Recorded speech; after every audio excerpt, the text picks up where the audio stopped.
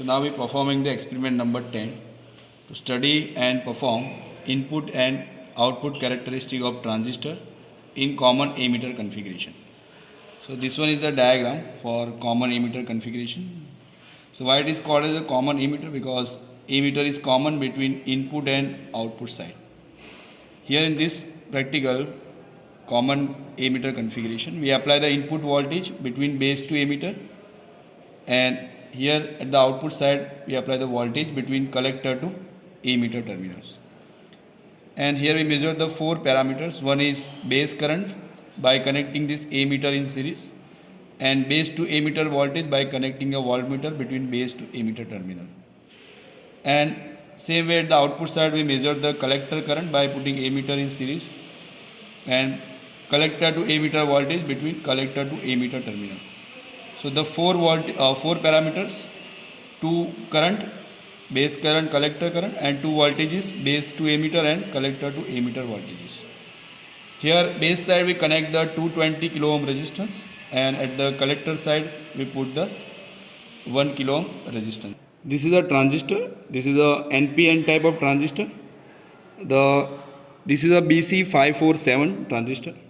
So if you search this BC547 in the internet, so you get the data sheet.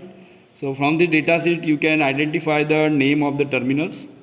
So this terminal 1, that is the collector, middle one is base, and this one is emitter terminal. Again repeat, from this flat side of this transistor BC547, if you search in the data sheet in the internet, you can find the terminal number 1 is collector, middle one is base, and this one is emitter. So now we connect this circuit, we connect this transistor in this breadboard, and based on that we start this experiment number 10, common emitter configurations. So here you can see in the circuit diagram the base terminal, which one is the middle terminal. Here in this middle terminal, base terminal is connected here with the emitter and resistance of 220 kilo ohm in series with the supply voltage VBB. So here we have supply voltage 1.2 to 15 volt. So from this supply voltage we apply the voltage to this resistance of 220 kilo ohm.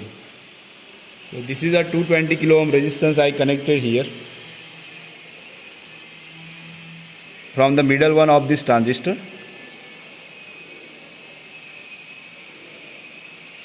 And through this wire we connect it with the source. So by using a crocodile pin, connect this 220 kilo ohm resistance with the supply voltage. This is a positive, and this is a common, and this common is connected with the, you can see that this common or negative terminal, this is connected with the emitter terminal of your transistor. Same way this negative is connected with the negative terminal of your output supply voltage. So here through this kit we provide this collector voltage. Here 0 common to 15 volt DC is available, plus 15 and minus 15 also available. Okay, so here we apply this common voltage to here. Common of input side means base to emitter voltage and collector to emitter voltage. We make the common here. So here the input side is over. Now here one thing is remaining here in the input side. In series with the resistor we need to put the emitter in series. Okay, so here before connecting this voltage supply directly to the resistor, here we connect the emitter in series. So connect the multimeter in series.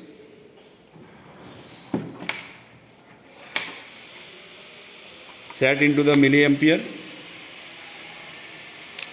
Set the current in a microampere. We current measure in the microampere form. And then it is connected with the resistance of the supply. Okay. So this resistance of the supply we connect through this crocodile pin. After connecting this common of ammeter with the resistance terminal, 220 kilo ohm resistance, this one. So this is the input side is over, and also one thing is remaining here. Input side we measure the voltage, this base to ammeter voltage we need. Okay? So we connect this between the base and ammeter terminal. So here we take another multimeter where through this multimeter we measure this voltage across this.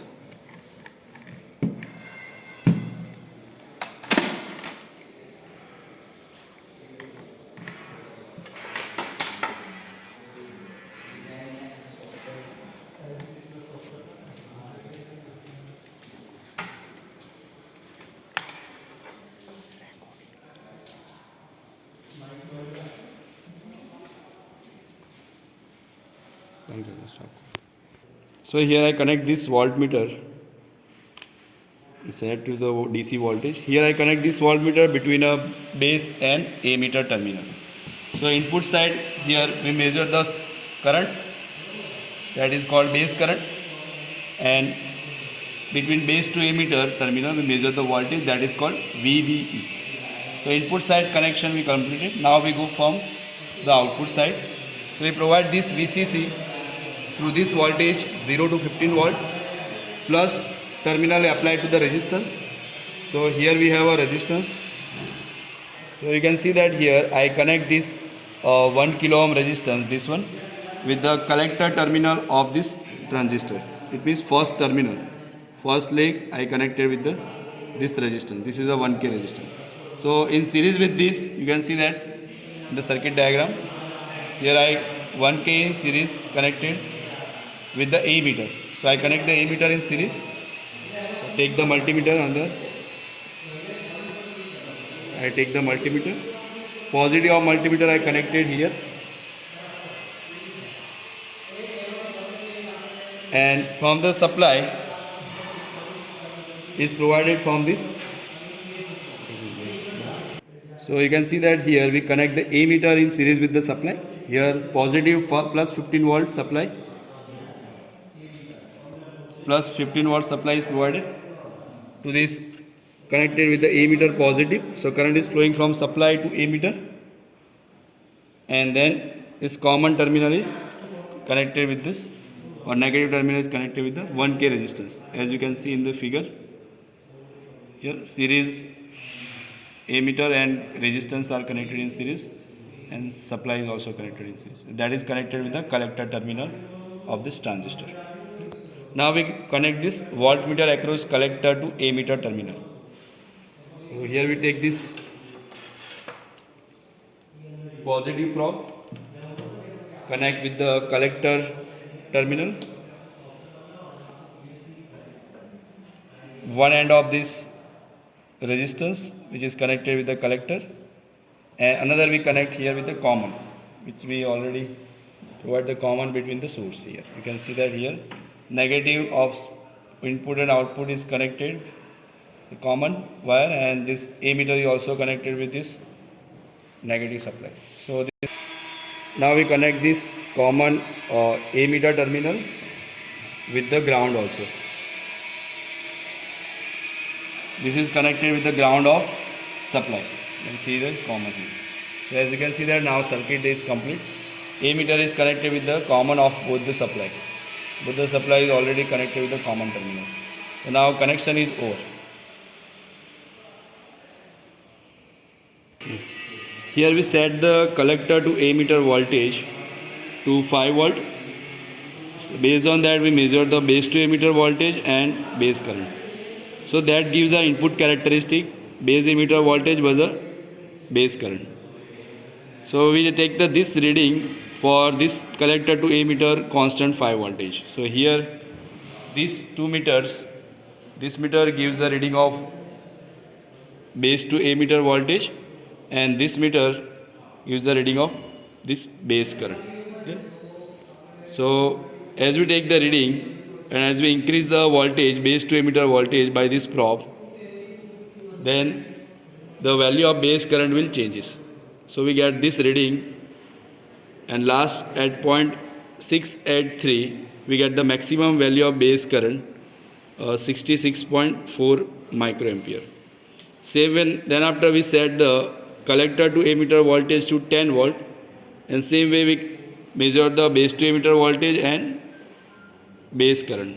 So we take all these readings, and same way next collector to emitter voltage set to 14.77 volt, and we measure the base to emitter voltage and base current. So we take this reading. So you get the three graph, one for base to emitter, collector to emitter voltage 5 volt, graph of base to emitter was a IB. Same way for collector to emitter voltage 10 volt, draw the graph base to emitter and IB. Same way this collector to emitter voltage 14.77, base to emitter was a IB.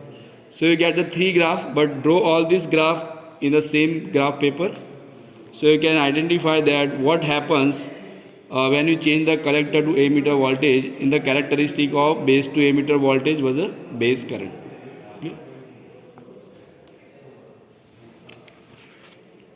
Now we see the output characteristics of common emitter configuration. So in that, for constant value of base current, we measure the collector to emitter voltage and collector current. So here we first set the base current to 5 microampere. Measure the collector to emitter voltage and collector current. So you can see that here through the input side, base current we make the constant 5 microampere, and we measure the collector to emitter voltage and collector current by using these multimeters.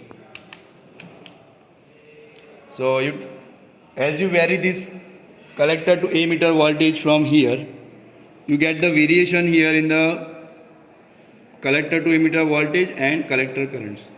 So we get this reading for base current 5 microampere. Same way, if you set the base current to 10 microampere and vary the collector to emitter voltage, so collector current is increases. So finally we get this reading for this base current 10 microampere, and then finally we take the base current to 15 microampere, and again we vary the collector to emitter voltage, so current is also vary. So we get this reading. So again in this output characteristic, again you get the three graph. First graph for base current 5 microampere, second graph for base current 10 microampere, and third graph for IB is equal to 15 microampere.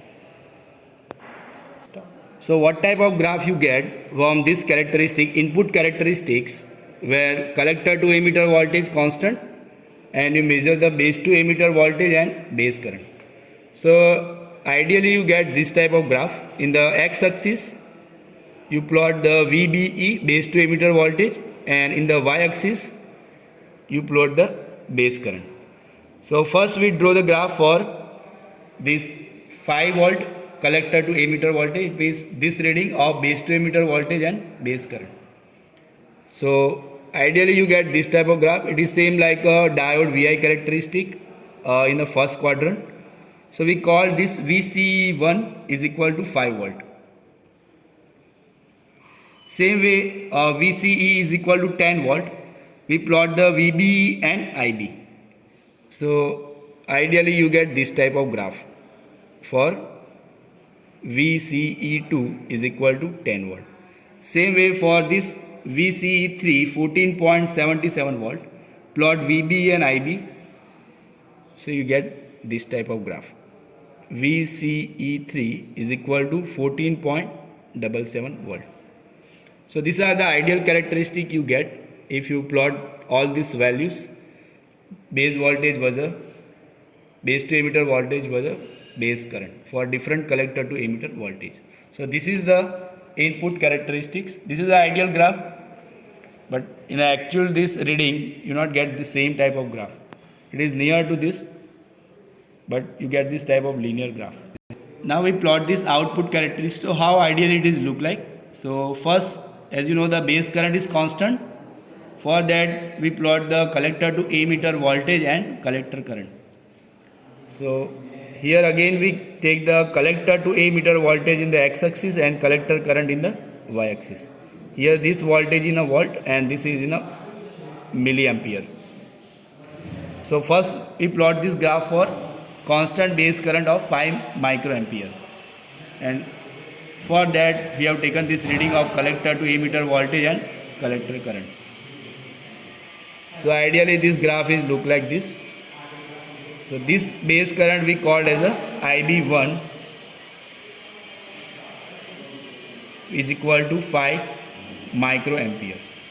Same way IB is equal to 10 microampere, plot this VCE and IC. So if you observe that this graph, the current is increasing compared to the previous case. So IB2 is equal to 10 microampere. Graph is moved in upside because in the reading you can observe that the collector current is higher for the same voltage collector to ammeter voltage, because here we increase the base current. Now same way base current 15 microampere, if you draw the graph of collector to ammeter voltage versus collector current, you get this type of graph. So we call this base current IB3 15 microampere. So this is the ideal graph, and this graph is called as the output characteristics